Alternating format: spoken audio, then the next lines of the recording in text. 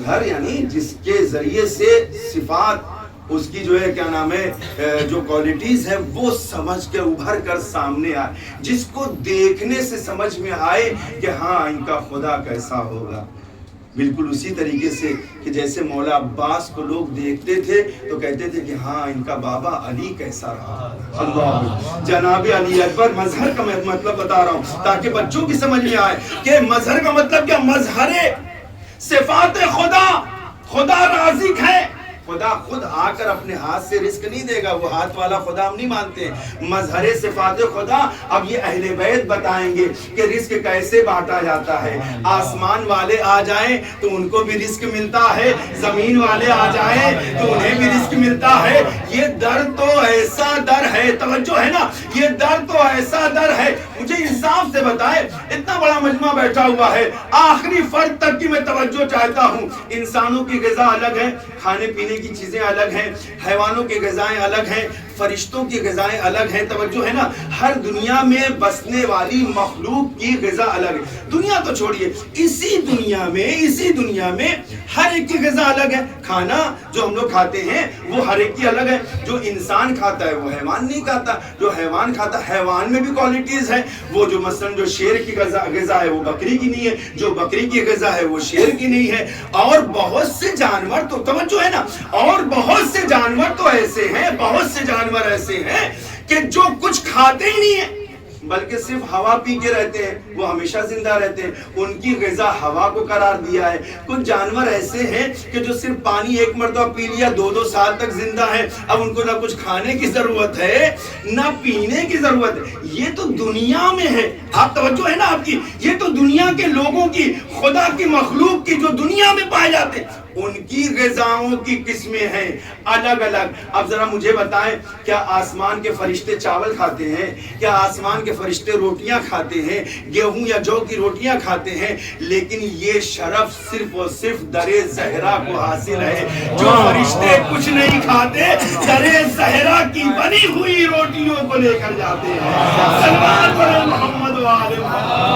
اللہم صلی علی محمد و آل نعرے حیدری.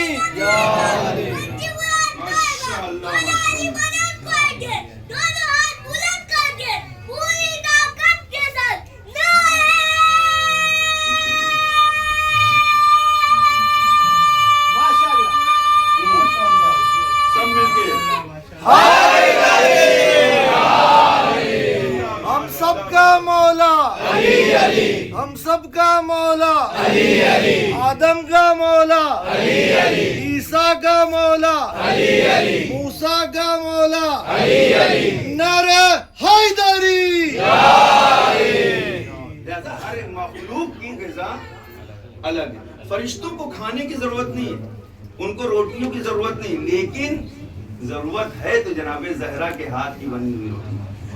جناب زہرا کا نام آ گیا, اتنا مبارک نام ہے, تو اسی سے جو ہے رسول کی خدمت میں آیا اور آنے کے بعد رسول سے سوال کرتا ہے. سنے نا, توجہ ہے نا آپ کی, رسول سے سوال کرتا ہے کہ اللہ کے حبیب آپ نے ارشاد فرمایا کہ خدا بند عالم نے ساری چیزوں سے پہلے جناب زہرا کے نور کو پیدا کیا. اللہ اکبر. اگر سمجھے نا اس حدیث کو, اپنی قسمتوں پہ رشک کریے گا انشاءاللہ کہ اللہ نے سب سے پہلے جناب زہرا کے نور کو پیدا کیا. کہا کہ ہاں اس میں کوئی شک نہیں. کہا کہ شک کی بات نہیں ہے, ایک سوال ابھر کے سامنے آتا ہے. کہا وہ سوال کیا؟ کہا کہ جب تک کوئی چیز پیدا نہیں ہوتی ہے اس کو ضرورت نہیں ہوتی, لیکن جب کوئی چیز وجود میں آ گئی, پیدا ہو گئی کوئی چیز, تو اب اس کو کھانے کی بھی ضرورت ہے, پینے کی بھی ضرورت ہے, اس کو بہت سی چیزوں کی ضرورت ہے. آپ نے فرمایا کہ اللہ نے جناب زہرا کے نور کو سب سے پہلے جنت میں پیدا کیا اور آپ کے نور سے پوری جنت کو جگمگایا. آپ کے نور سے پوری جنت روشن ہو گئی. اس سے پہلے جنت میں اندھیرا تھا, جناب زہرا کے نور نے جنت کو نور بخشا. توجہ کریں, حدیث بیان کر رہا ہوں, میرے الفاظ نہیں ہے. اللہ کے رسول بتائیں کہ جناب زہرا کے نور کو جب پیدا تو جناب زہرا کے نور کی غذا کیا تھی؟ اللہ اکبر اللہ اکبر.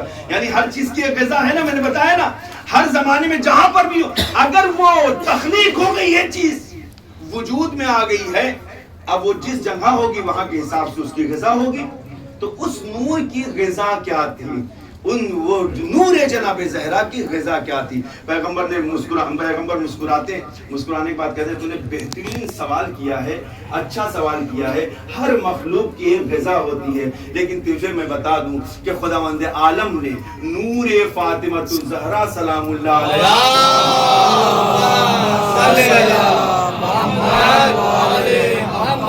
نور زہرا کی غذا جنت میں کچھ اور نہیں تھی سوائے اس کے کہ سبحان اللہ والحمدللہ ولا الہ الا اللہ واللہ اکبر. یہ تسبیحات اربع آپ پڑھتے جاتی تھی، آپ کی غذا آپ کو ملتی جاتی تھی.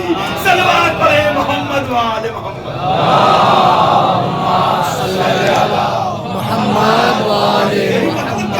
یہ تسبیحات اربع بھی ہم تک اگر پہنچی ہے تو جناب زہرا سلام اللہ علیہا کے ذریعے سے. اسی لیے نماز میں تاکید کی گئی ہے کہ سورہ ہم کو نہ پڑھتے ہوئے تیسری چوتھی رکعت میں آپ تسبیحات اربع کو پڑھیں. اور